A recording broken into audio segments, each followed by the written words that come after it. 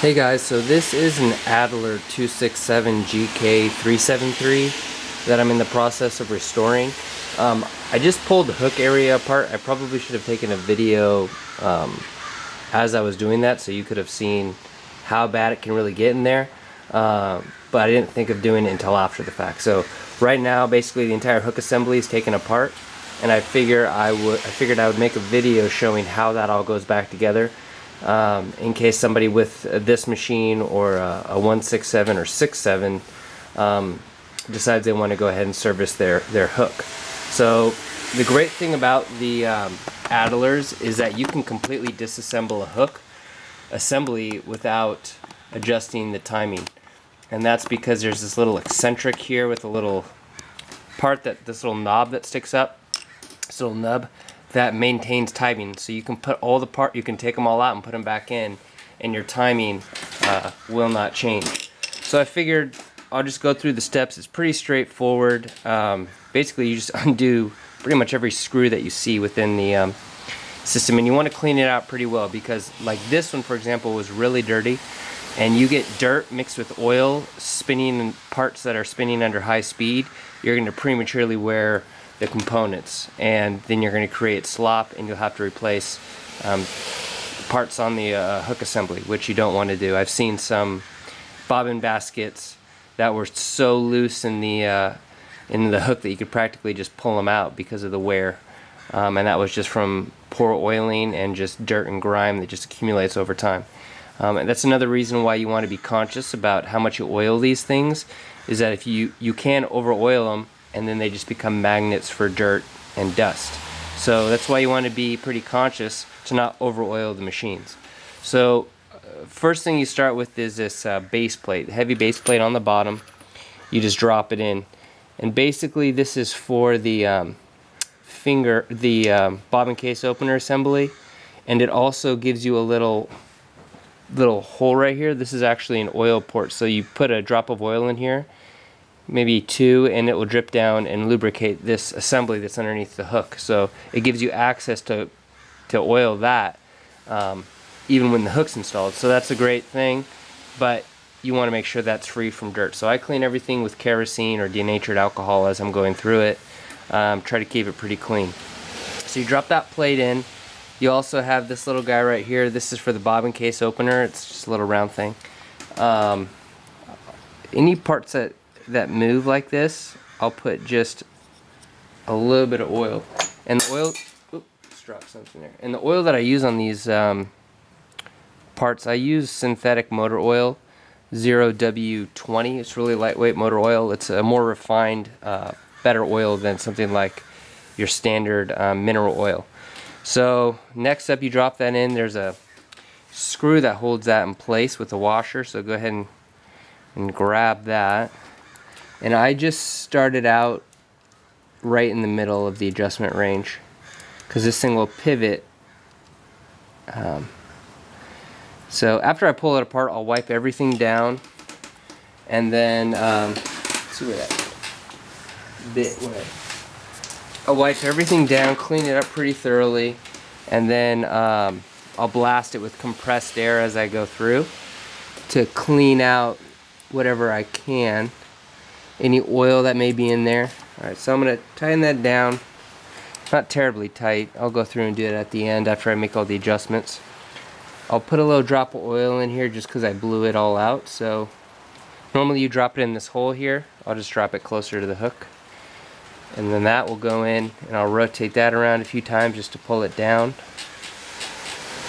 That's fine. Put a little thin coat, so I'll put a little oil on those parts.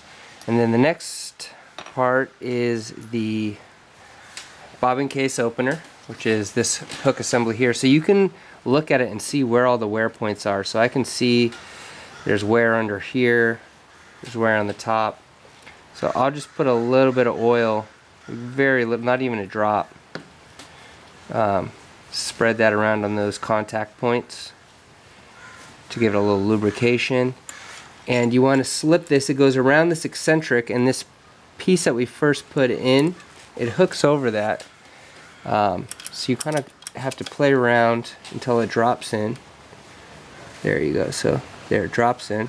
So you can see what happens basically. This eccentric moves the bobbin case opener, and this is just a guide to make sure it doesn't spin around.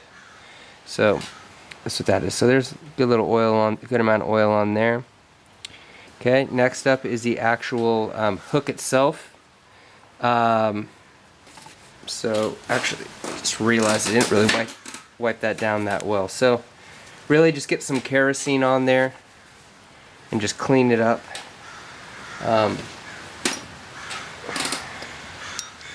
Sorry about this, I didn't realize I was so eager to grab the camera to make sure I caught this that I didn't fully clean that. Thought I did. So there is also an oil port on the hook that you access through a hole in this cover here. So these oftentimes will fill up with debris.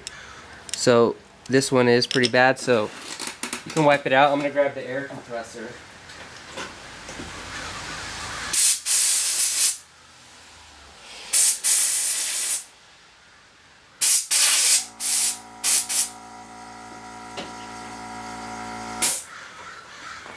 And just shoot that out clean. That way when I put any oil in there, it's not going to pull any dirt into the that sliding assembly. So wipe it out a little bit more. Sorry, I thought I cleaned that out, but you know, whatever you can use. I'm just using a screwdriver, narrow screwdriver with a towel after the air compressor, just to kind of get in there.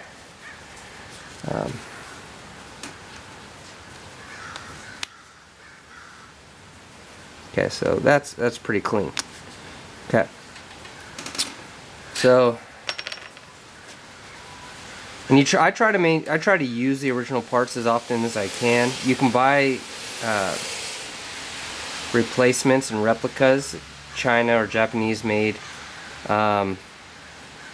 Pretty cheap, $150 maybe for a whole hook assembly.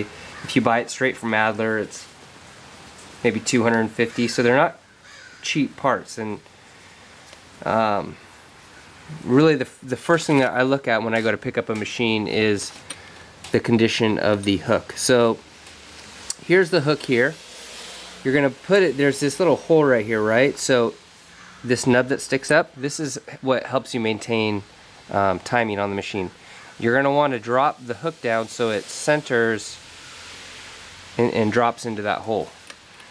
And so you just rotate it around, and there it should drop right in. And oh, did I forget I forgot this part here. So pull that back out. That was my mistake. So here's another part. So it's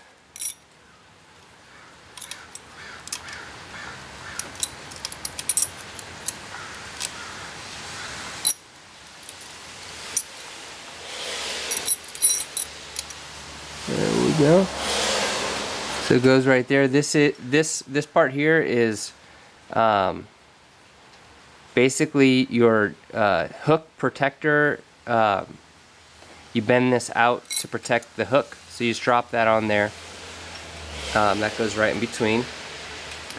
And I'm going to put a little oil on here. Just on the bottom. And just on the top here. Okay. Then now I can drop the hook in place. Kind of doing it blind. Okay, so there you go. So now that that's in place, you're going to take the bobbin basket now. This is what the bobbin sets in. You're going to clean that out. I'll put a little drop of oil. Really, you're going to put the oil, the race spins, the bobbin case spins against this little race here. So that's where you want the oil to go. I'll put the oil on after. But before you do that, you want to screw the hook back in place. So you take this screw that you took out originally to pull the hook out. You screw that in. Okay. This one I do apply a little bit more pressure.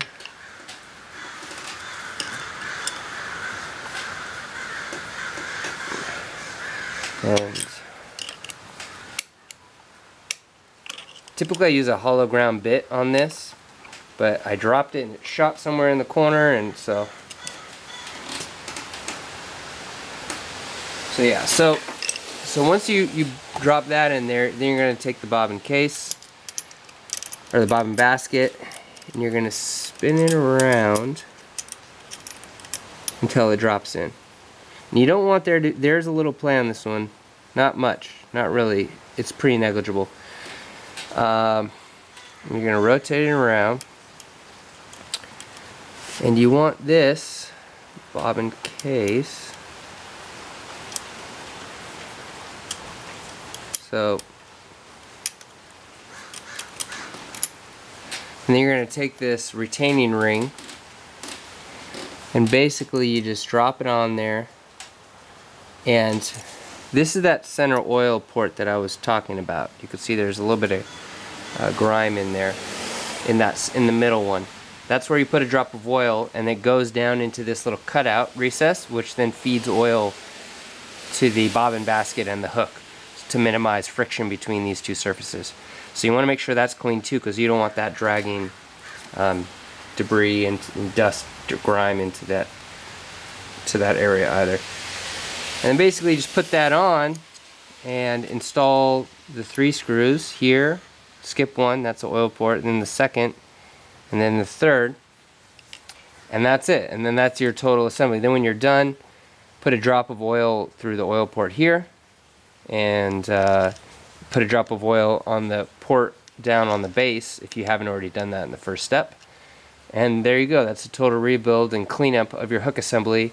And depending on how frequently I use the machine, whether it's really, visibly dirty or whatever, I'll do this maybe once every 6 months just to keep an eye on everything. And that's it. So if you have one of these machines, that's how you reinstall the hook. And then I won't go into adjustments on how to adjust the bobbin case opener and everything, but you need to put the needle plate on, and it's another step. But there you go. So this is a Adler 267, but this will apply to the 167 or even the 67. I believe is also the same setup, just a smaller hook. So there you go. Thanks.